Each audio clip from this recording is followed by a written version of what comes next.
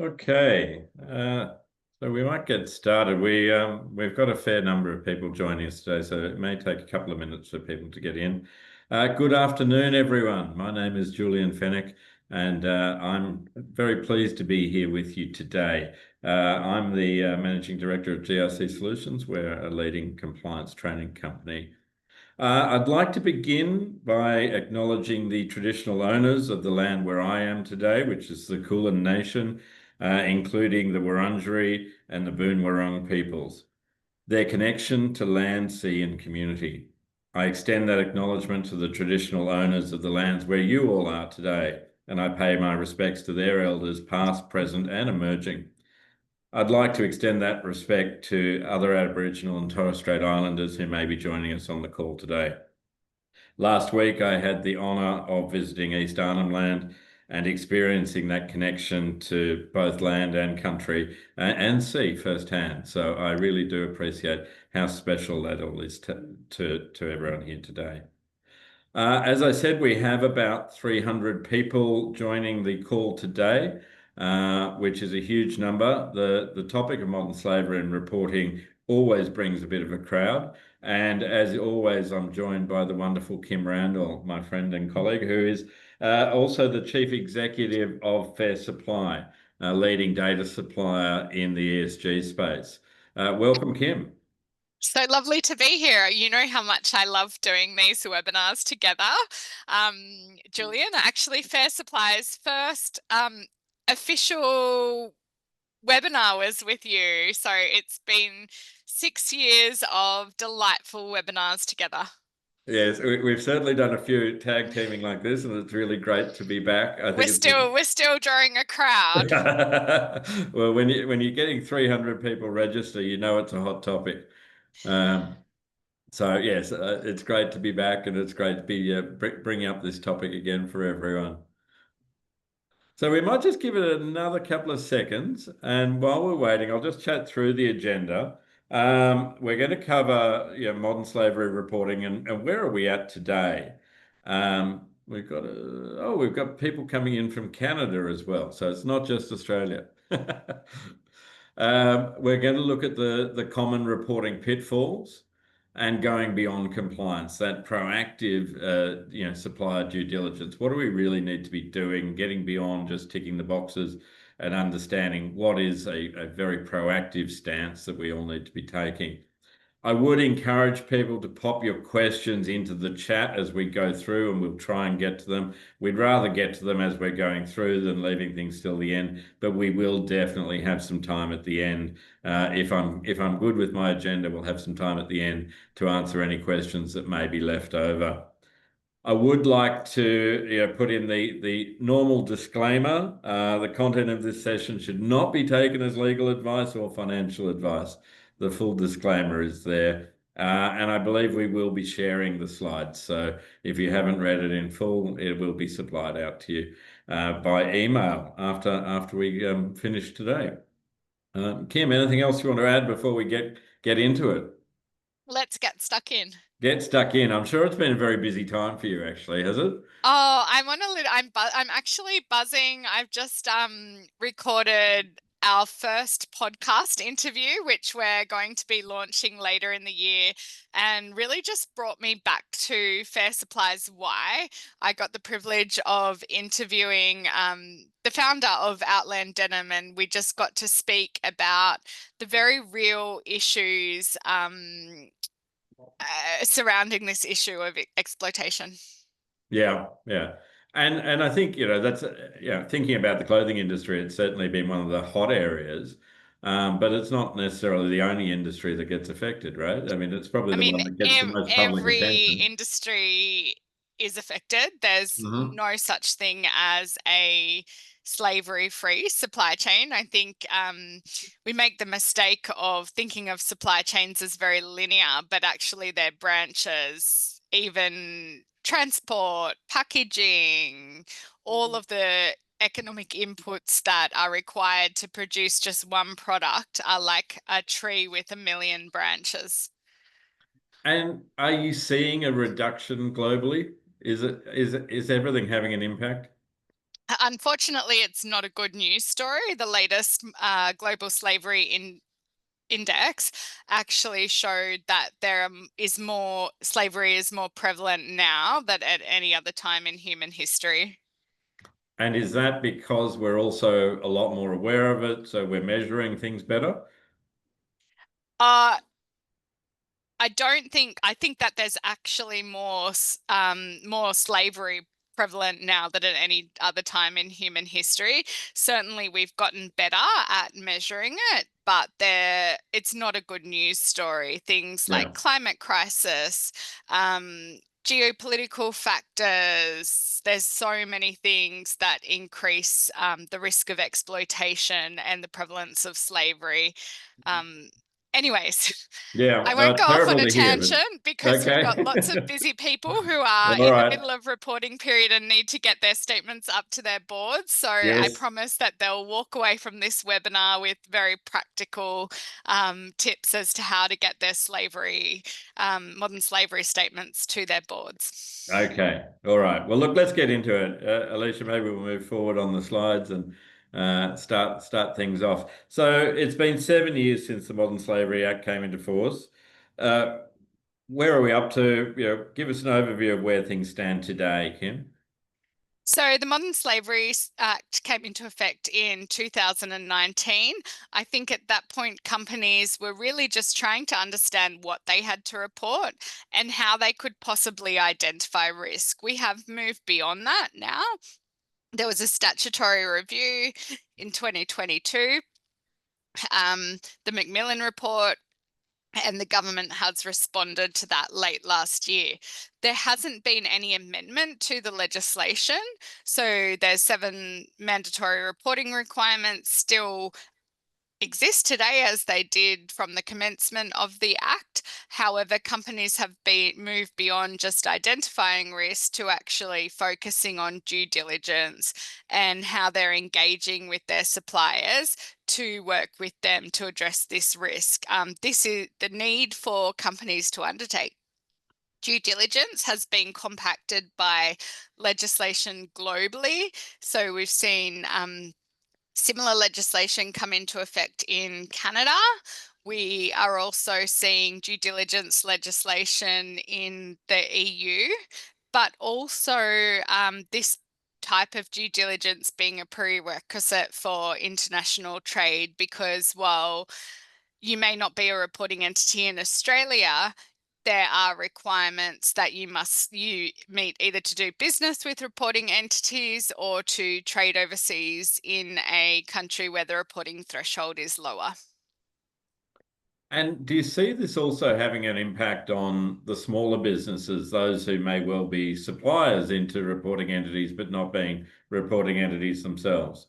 Yeah, so this is a huge issue, and one that's quite close to my heart because I don't believe there's a level playing field. So reporting entities are required to do due diligence on their suppliers. This inevitably means that suppliers of your company who are not reporting entities have to do something to meet your company's requirements, which is completely aligned with what we would recommend for your company to undertake that type of due diligence. But what it means in practicality is that so many small businesses are being inundated with things like supplier assessment questionnaires or audits in circumstances where they're not legally required to do anything, but actually undertaking this type of risk assessment and incorporating mitigation and remediation into their operations while they may not have the resources to do so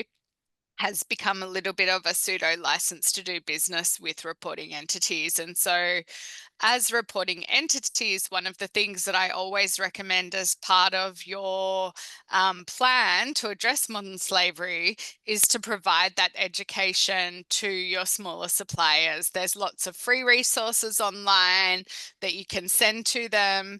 I think it's really important that they understand why they're being asked, because I think there's a lot of fear of smaller suppliers getting sent a questionnaire and getting quite nervous that they're going to lose a contract, or they're not really sure of the context that this is something that you have to do to meet your requirements. And so there's a huge gap in terms of the effect that this legislation has had on smaller suppliers.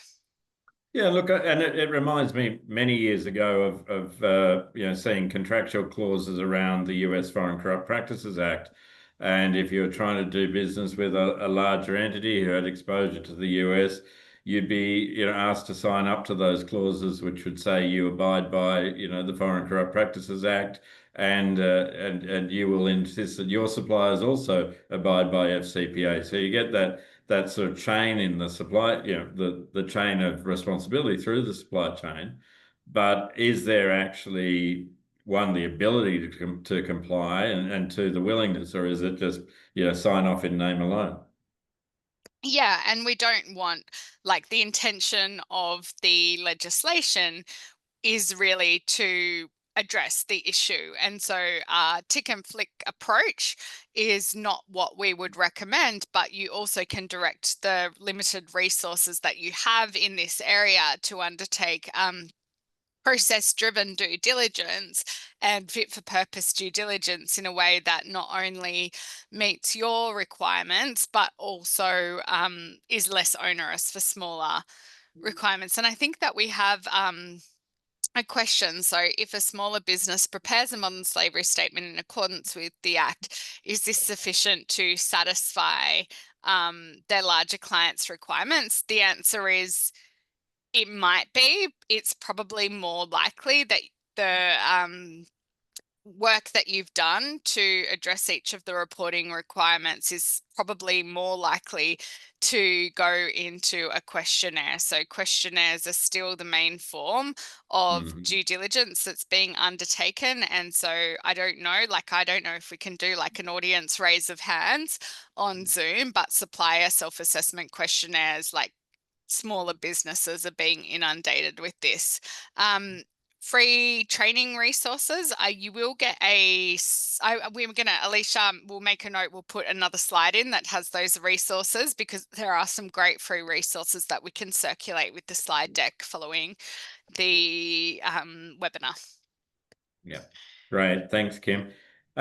So where are we now? 2025, coming up to another year of reporting. Where are we today? So probably the collective we for this webinar are probably just finalising our modern slavery statements if we are on the Australian financial year, in terms of having board approval and being filed by the 31st of December. For those who are listening in Canada, they'll probably be beginning to prepare their statements to file in May. Great. All right. Well, look, let's move forward, Alicia. Let's start to talk about what the negative outcomes are. What are the real consequences for companies that produce weak or incomplete modern slavery statements? Yeah, so I think, like, we've heard so many times before, the Modern Slavery Act has no teeth. The Modern Slavery Act has no teeth because there's no penalties for non-compliance under the Modern Slavery Act, which is true.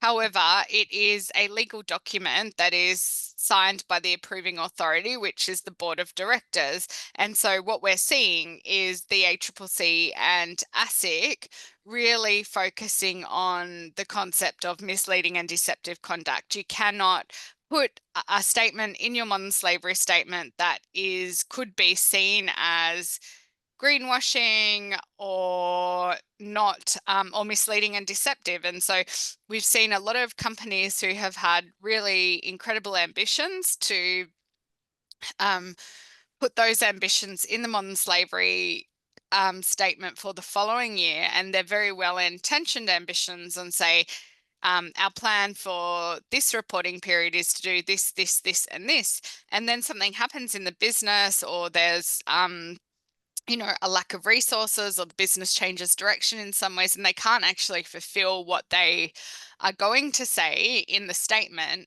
which is actually giving rise for a misleading and deceptive conduct claim, even though they intended to do that. And so we are seeing like non-compliance enforcement is not really by, not generally like penalties, but it is opening up a range of liability for directors and companies in that way. The other thing that we're seeing is third-party stakeholder criticism. So more NGOs, researchers, and human rights watchdogs actually, commenting or benchmarking modern slavery statements against each other. So we just have another question, an example of a company that has successfully adapted to rising investor. Yeah, so investor scrutiny is really like we're working with a lot of companies in Australia who are under that investment scrutiny. So actually treating the modern slavery statement as they would any other equivalent of financial disclosures. So there's supporting documentation, there's audit processes, sometimes auditing in place so that, this modern slavery statement is treated like any other document that requires a board of directors approval. And are you seeing that more from sort of ethical investment funds, or are you seeing it from retail or shareholder, direct shareholder action? So the answer is both. And I think companies are in a difficult position because the reality of negative outcomes are coming in both directions, because investors are often reporting entities themselves and companies in their portfolio are part of their supply chain. So the guidance material actually requires investors to look at their portfolios, and if you're a company in their portfolios, you are going to be under scrutiny because you may be a risk in the investor's supply chain. I think Quinton has just asked a question, which is an excellent one. Do we have any guidance for reporting entities who have just met the reporting threshold and publishing? Yes. And the first thing I want to say is you are not alone. There are so many companies who tip over into the threshold unexpectedly so, and it's almost like, congratulations, you've hit 100 million in revenue and now you have to file a modern slavery statement before you may have even thought of that issue. So would love to catch up with you after, Quinton, but really a trend is just to be transparent as possible. It's probably unlikely that you're going to be able to report on a lot of things that you've put in place when you weren't a reporting entity. And so really having the infrastructure of what you're going to do for the reporting period that you can put in there, and having started that process are the best ways to begin to address the mandatory reporting criteria. But we're actually Fair Supplies working with a lot of companies right now, some of who are literally just on the cusp of tipping over, and there is quite a good process for that. So would love to catch up with you after. Well, let's move on now, and because I think this will help answer some of the questions coming through.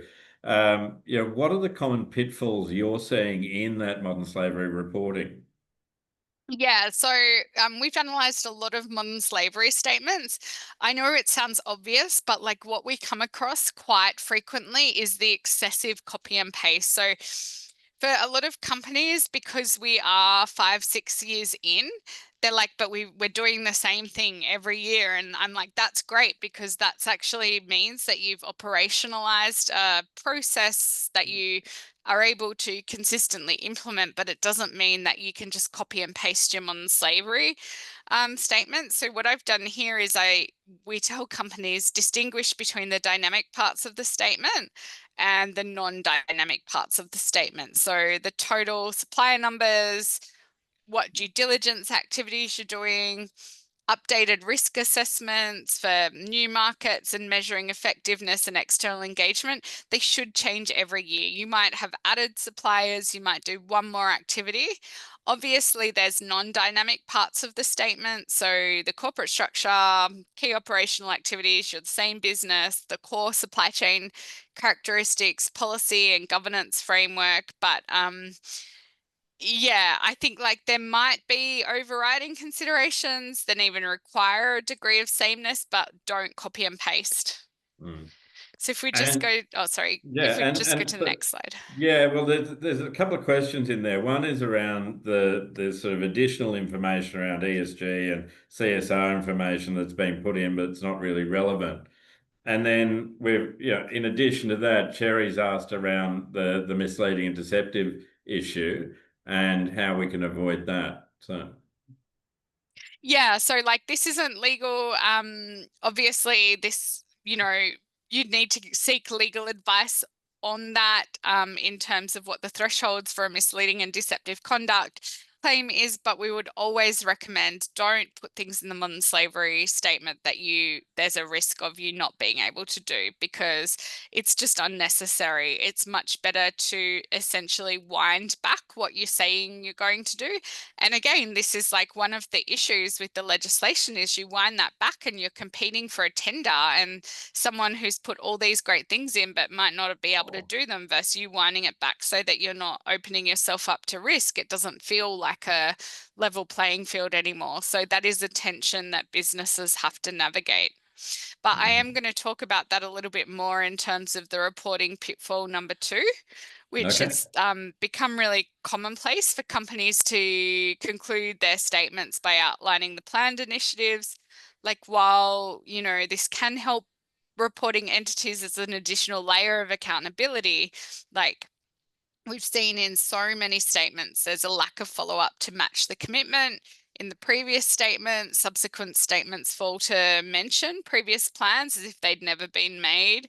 And I've got an example here, like one entity listed modern slavery as its top priority 3 years in a row, repeating the same claim without actually demonstrating any process. So you just don't want to leave yourself open to that. So like the practical takeaway advice is go through your modern slavery statement, see if you've unintentionally made those types of aspirational statements with no substance, and just strip them out.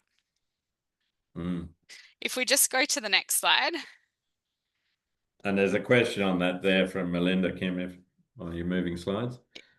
No, so the register is not assessing the effective implementation. So there is no legal accountability for that. They're just seeing if you've met the mandatory reporting criteria. Mm-hmm. So I've got just an example of empty catchphrases that I don't think need to be used. So in 2020, like many companies actually lifted the wording directly from the government's official guidance to include in their statement. So phrases were often included without any context. And so like the biggest one is continuous improvement. Always, always, always companies should seek improvement. Many companies, but like many companies are claiming an ongoing commitment to continuous improvement, but their approach is actually stagnant. So just be careful in terms of the context which that word continuous improvement is made. Unrealistic declarations that show like that actually might show a lack of proper understanding about modern slavery. I think I started this webinar by saying there's no supply chain that is free from modern slavery. So using a statement saying company A is committed to playing its part in eliminating all forms of modern slavery, like that's actually just incorrect. You're not responsible for eliminating all forms of modern slavery as a reporting entity, and you're not going to play your part in eliminating all forms of modern slavery by filing a modern slavery statement. And like that's really unfortunate that we can't be a bigger part of the solution, because that was the intention of the Modern Slavery Act. But I wouldn't be putting statements in like that. And like there's always going to be a risk of modern slavery in your supply chain. So you shouldn't write, we'll continue to work diligently on these issues until there are no risks of modern slavery. Acknowledging that there are always going to be modern slavery risks, but then the context of that risk is a much better way of framing it. Yeah, yeah. And we've got a question from Ines there on, how do we discuss or assess the effectiveness of our actions? And coming from an investment fund point of view, but I think that's probably a bit of a broader question as well, right? Is Yeah. how do you, what sort of assessment measures can we put into it? So I think it's like I'm not sure if you're able to type in the chat what type of fund you are, because this actually varies greatly if you're an institutional investor compared to like a private equity portfolio. But it's a super fund. Okay, excellent. So really it's understanding which of your funds have the highest risk of modern slavery. So for example, looking at, say, infrastructure very closely and looking at who your high risk portfolio companies are. So you are in an incredible position to actually engage with those higher risk companies in your portfolio funds, but probably also the best thing that a superannuation fund can do is do a thorough assessment on their fund managers.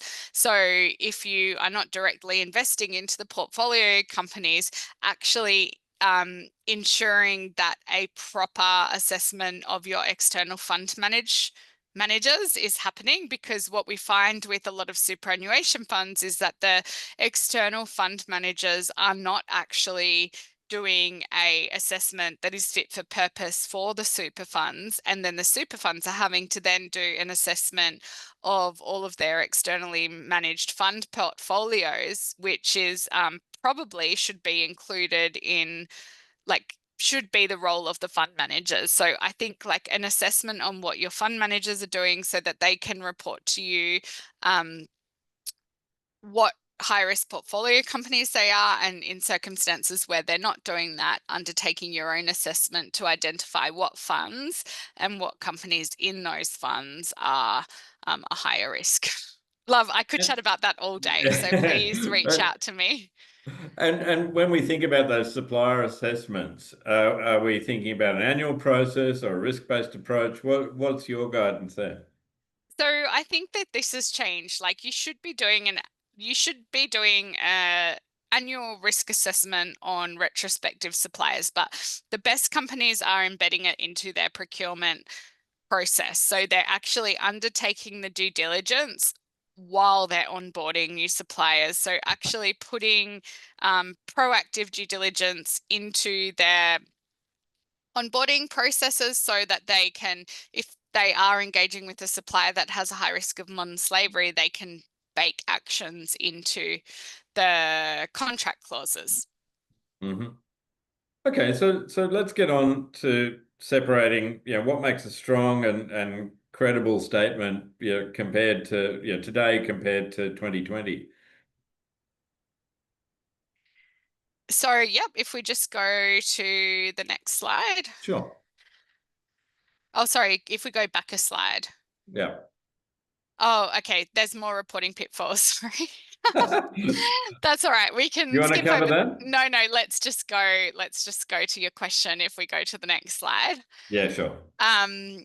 So in 2020, a reasonably proficient statement was really just showing like that this was policies, training, that you were identifying risks by industry, sectors, geographies. You'd include future-looking plans with concrete commitments. But like, okay, now here are the 5 things. Describing comprehensive risk assessment that measures that go beyond your direct suppliers. That's what we mean by tier 1. Like demonstrate a building block approach, interrelated and prioritized activities instead of siloed.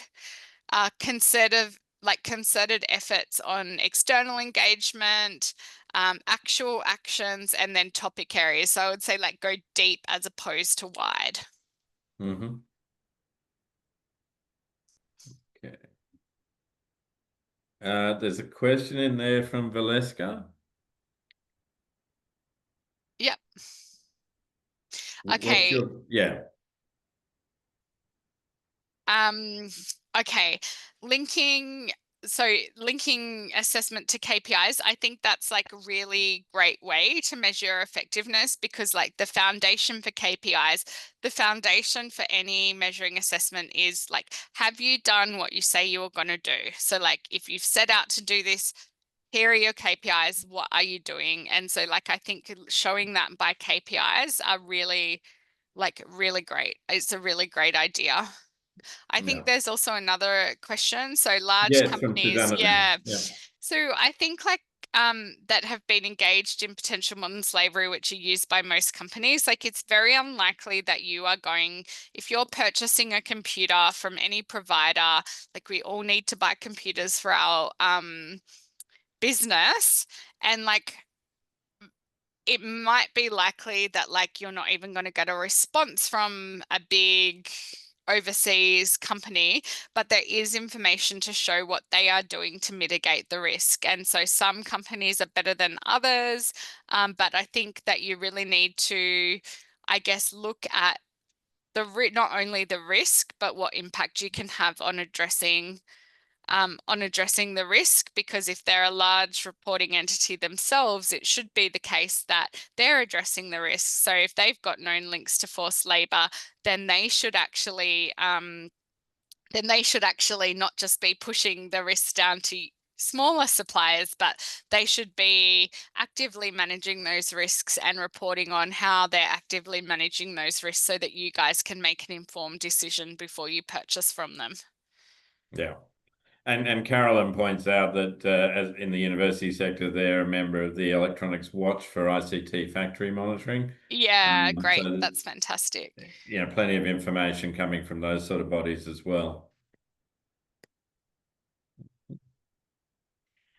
Great. Okay, so let's move on then, Kim. You've said previously that modern slavery statements should be treated like a tax return. What do you mean by that? Well, complete, accurate, and consistent. Like the modern slavery, you would have seen like in my pitfall number 4 that I didn't get to, like this is a regulatory statement. This is not a marketing document.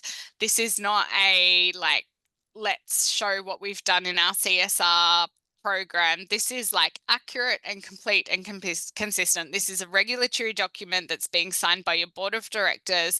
There's other places and forums to showcase the great work that your company is doing. But I think that companies need to move towards like really addressing the mandatory reporting criteria specifically, very specifically.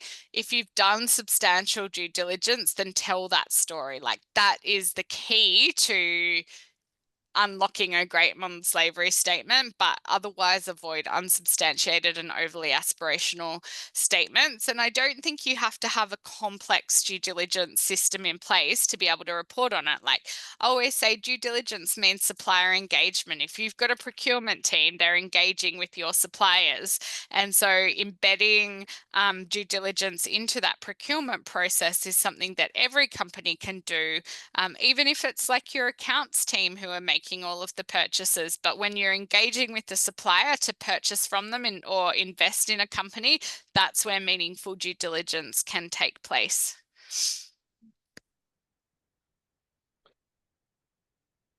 Okay, and you've talked before about no one is sort of immune to modern slavery risk. How tempting is it just to have a clean statement? When you talk about it in that way, that it's a regulatory document, it's like a tax return, you've got to get it right. There doesn't seem to be much incentive to own up to, potential supply chain risks that you might have. Well, I think that's a fallacy because the Act actually requires you to identify risk. And so this is where there's a huge tension in terms of like the legislative requirements. Well, the legislative requirements are for you to describe the risks of modern slavery. So you could actually say the description are that I have no risk, but really the best statements have previously been very transparent and actually disclosed risk as they would as they should be doing. But I do think it's really hard for companies because these regulatory requirements are encouraging transparency, but on the other hand, it's not actually mitigating other business risks that are associated with publicly disclosing risk. Yes. And if your competitor doesn't have the same ethical disclosures, you could be commercially disadvantaged, right?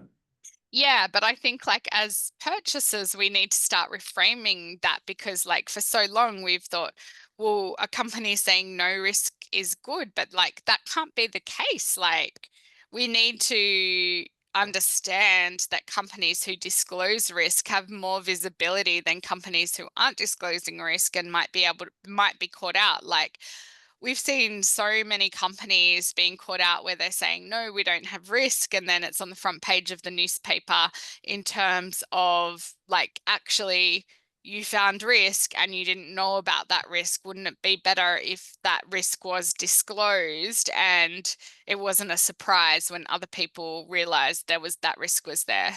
Yeah, yeah, that makes sense.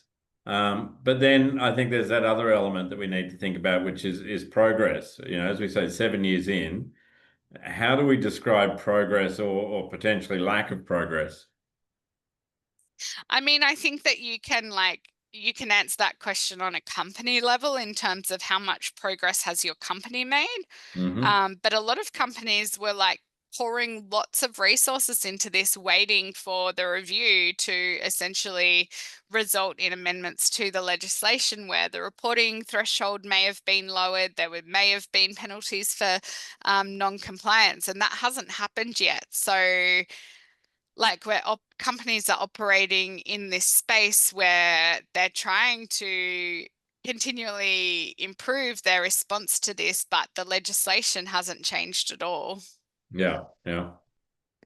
Question in the chat there from Phoebe. Is it generally adequate to break down the risk descriptions to the company's risk of causing or contributing or being directly linked to modern slavery, or should we be more specific about the individual risks? Yeah, so that's in the guidance material, and you can actually I would always break down the risk in terms of geography, country, and whether you're causing, contributing, or being directly linked to it. And so that's Mhm. the framework I would use. And then the other question in relation to companies determine what their risks are, there is absolutely an evaluation process you can follow. Fair Supply provides that evaluation process through our technology, so would love to follow that up. Great. Thanks, Kim. Well, shall we move on? Yeah. Okay. So I think we've talked a little bit about some of this. Is there anything further on this slide that you'd like to discuss, Kim? Yeah, so I think like this is probably answers, how you would evaluate, but like some of the tips in drafting the statement is to show the lengths that you've gone to discover and address the high risk areas, look beyond tier one suppliers, especially in high risk sectors, like show how issues are raised and resolved and report measurable process. Mm-hmm. Okay. Alicia, shall we move on? Okay. Now we've got a real case. Shall we talk about the Kmart case? It's attracted a lot of attention. What lessons can other organizations and in other industries, really take from this case? Yeah, like I'm actually really like obviously. So there's two sides to this. I will say there's the modern slavery statement reporting side, and then there is obviously the rights holders side. And I think it is Wesfarmers, in my view, has one of the most sophisticated ethical sourcing programs there is in the country. And so how this claim actually emerged was the disclosure of factories, which again, companies are encouraged to make disclosure of where their suppliers are. The fact that they like actually know where their supplier factories are is a really good thing, and something that they should have actually like, it's a great thing that they disclose that publicly. A Mm-hmm. key detail is that they actually didn't make any Xinjiang free claims in their statement. There was nothing in their statement like the examples that I was talking about before that said that they were Xinjiang free, but when they published the supplier factories, it like the location was in that region. And so like Sure. in my mind, the media like decided to report on an alternative narrative of that because like what from a human rights perspective, a human rights reporting perspective would have been is like essentially best practice to disclose where your factories are. They were reported as being portrayed as a bad actor. I think Maybe it's for those who aren't aware of the case, if you could just give us a quick bit of background on when this hit the media and why. Yeah, so I mean, a rights holder, like it's not a case, it's just in discovery phase, but it was brought about by rights holders, and I think that like it's also really important to talk about the fact that rights holders, this was an avenue that they saw, like in circumstances where we could be doing more, the government could be doing more, everyone could be doing more to protect rights holders and ensure that their rights are protected. But in circumstances where, there was a public disclosure of supplier factories, rights holders, brought an action for disclosure, which is in the very early stages. Right. Okay. And you were saying earlier just about the narrative that emerged from the media. What's your view there? Like, as I said before, it needs to be balanced in terms of best practice of reporting disclosure should not be portrayed as bad actors, but at the same time, human rights are being exploited and rights holders' rights should be protected, but the correlation between the two is still a little bit unclear. Mm-hmm. And then I think you make the point in the last section there on context that there's 82 other well-known companies linked to those lists. Yeah, like I mean, if you look at like the Xinjiang region, there's lots of manufacturing going on. There's lots of manufacturing of a lot of different goods and services, and there's a lot of supply chains linked to and companies linked to the manufacturing of goods and services in that region. Yeah, yeah. Oh, And I'm sweating, Julian. I feel like, these are really hard, delicate questions. yeah, Um, yeah.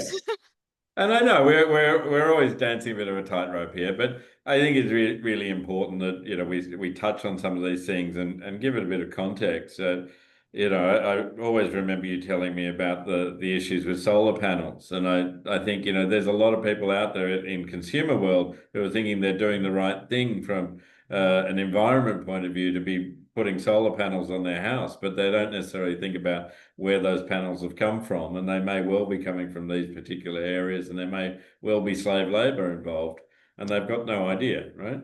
Yeah, and I mean, you've just got to think of like whose role is that? That's part of the reason why the companies need to be undertaking due diligence so that it's not, it's not always on the role of the consumer, who times are tough. Like we can't be everything to everyone. And I think companies understanding their supply chain and providing consumers with ethical purchasing choices is really important because, as I said before, we can't just keep on passing the responsibility down to, essentially small suppliers or in what you're talking about, the consumer. Yeah, yeah. And Susanna points out that, very similar to our view on electronic vehicles, we think we're doing the right thing for the environment, but then you don't know what the conditions are, where those vehicles are being made and so on. And understanding, what's putting those workers at risk as well. There's a question in there from Tanya. How do you change the mindset of board members as there is also internal education piece? Is there any guidance available on this? Yeah, so I my advice is a little bit controversial, but it's what I've seen work because board members are busy people. They've got they've got a lot of objectives within the company. Like you going in and being like, this is an important issue, and then being like, okay, and so is this, and this is never going to work. But as soon as you escalate this to directors' liability, that they are personally liable by signing off on this statement and directors' duties, that actually works like every time. So the board education actually should be targeted at what are the director's duties? How do your director's duties relate to this regulatory requirement? And then what you see is the issue of modern slavery reporting being escalated to the same as any other regular risk and compliance issue at a board level. And so I've seen that work so much more effectively than trying to like chip away at escalating the issue up the ranks, because there's so many competing interests within a business that doesn't always work. But if you come at it as like, this is a risk, this is a board risk and compliance issue, this is part of the risk register because you guys are personally liable for this, and here's like an example of many different companies that like this has become a really real issue, the issue gets escalated. Yeah. And I think that goes back to your previous comment on, having this as standalone rather than mixed in with other ESG and CSR factors, right? Yeah. Is that if you're calling it out as a director's duty and that they're required to sign off that it's true and accurate, then you don't want it mixed in with all sorts of other well-intentioned things that potentially aren't measurable. Yeah. Yeah. Yeah. Okay. There's a few other comments in there, but let's just move on and we'll come back to those in a minute. Kim, you make a strong connection between due diligence and credible reporting. What do you see as the issues there, and why does one depend on the other? Yeah, so I think like due diligence is the foundation of credible reporting, because really modern slavery statements are only as strong as the due diligence that underpins them. So without robust due diligence, reporting just becomes like narrative based rather than evidence based. So substantive due diligence provides the data, documentation, and verification needed to support the claims made in the statement. Systematic risk assessment identifies the where and why risk exposure exists, and supplier engagement, remediation processes, and grievance mechanisms transform policy intent into verifiable outcomes. Mm-hmm. And so, are you seeing that due diligence process is being, affected more, more powerfully? Is it something that people are relying on? Is there funding going into these things? What's going on in the real world? Well, I think it's being operationalized into procurement processes. Um, so yeah, I think like really embedding this into normal procurement processes, like procurement teams are undertaking due diligence for quality, for costs, for cyber risk, for various risk. And so embedding this into that procurement process is what's like essentially ensuring consistency. Yeah. And are there any areas that people are really struggling with to get the right information? Where are the gaps and holes that people are finding? Not anyone that's using Fair Supply Analyst. Good plug. But I suppose that's the challenge, isn't it? That you got to. It's what was it? The known unknowns. Where Exactly yeah, right. So yeah. I think it's like anything. If you ask the right questions, then you're more likely to get where you're more likely to get relevant answers, and that is the exact same for modern slavery due diligence. And do you think that sort of due diligence and the questionnaires and things like that are they being responded to in a more accurate sense?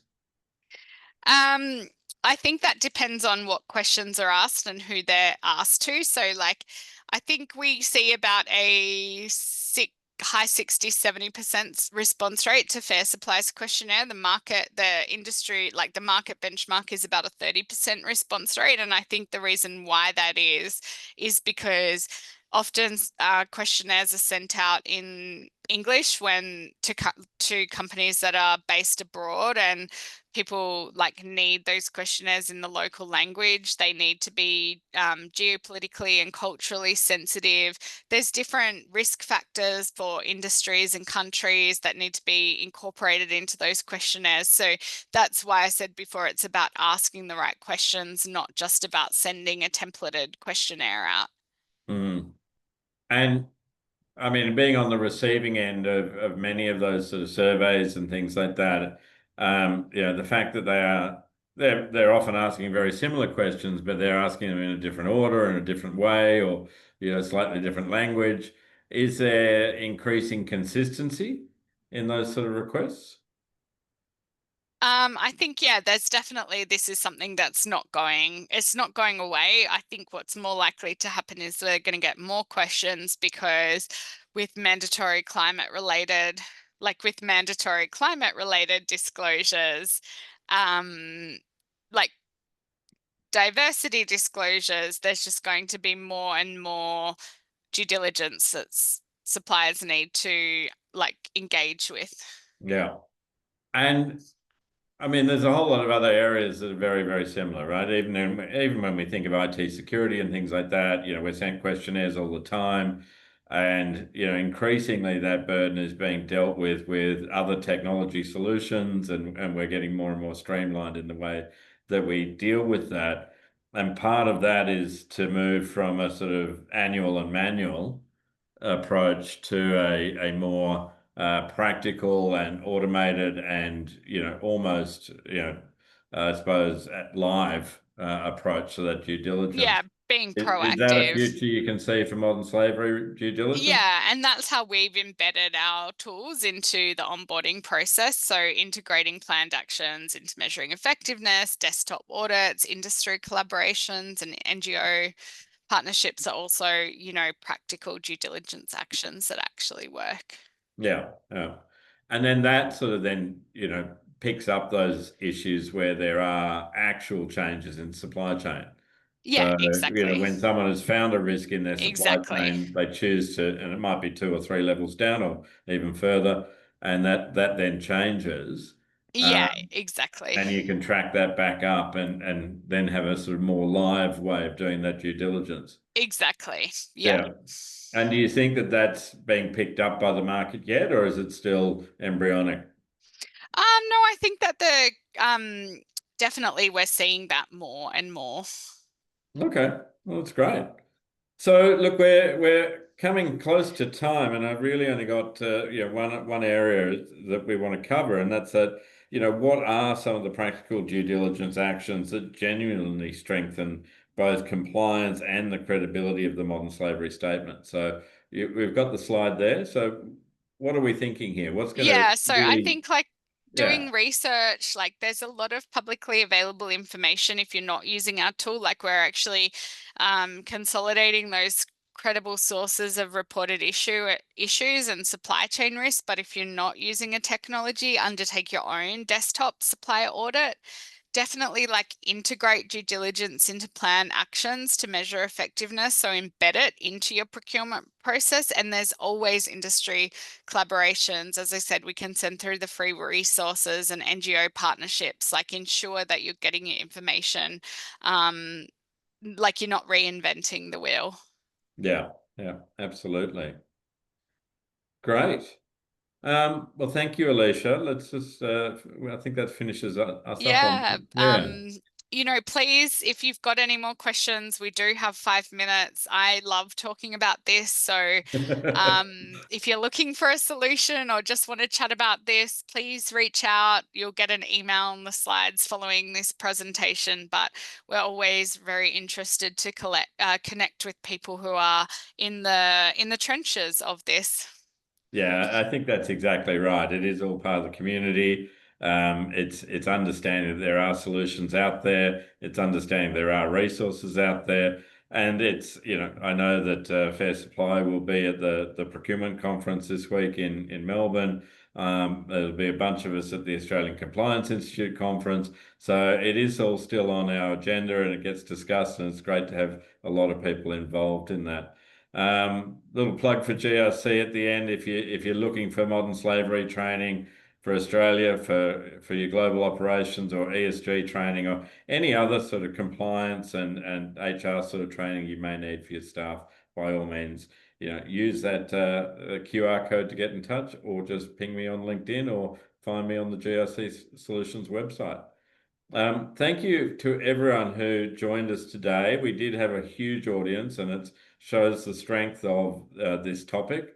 but also it's great to be able to chat with you, Kim, and pick your brains on what's actually going on in the market. And you're seeing so much from your position there, where you're dealing with so many different clients.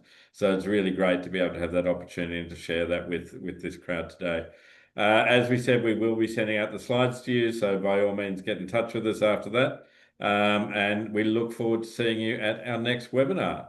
Wonderful. Thank you, guys. Thank you. Bye. Okay. Bye now.